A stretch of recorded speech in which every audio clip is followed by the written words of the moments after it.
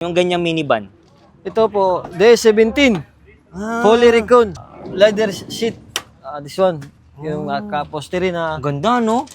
Hindi pa nakaka-convert ng Monobila. Kumbaga galing Japan pa. Galing Japan pa, yung right-hand drive pa. Kuya, so ito yung basic no? Oo.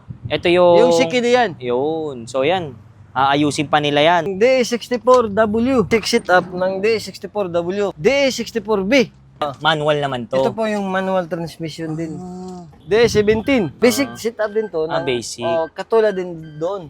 Ang lakas sa aircon, Lakas ng aircon. Di ba? Kargado ng Freon to. Pero mas maganda tong 17. Tipid sa gasolina. Ito yung mga special unit. Ba't special? Ito yung lumalabas ngayon sa galing Japan na bago. Palit na ngalan.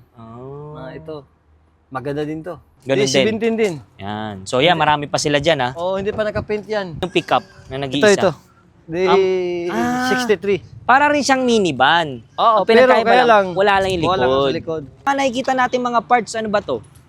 Ito yung para sa unit. Hindi siya, walang parts na bibili dito. Wala. Puro unit lang po. Dito lahat yan, yung Dito galing ina-assemble. Japan. Dito ina-assemble. Galing Japan. Yung pinakamura niyang 120, hindi pa kasama yung... Hindi yung kasamang registration nun. Ang dami, 'Di ba? So lahat yan for sale. Oo, lahat yan.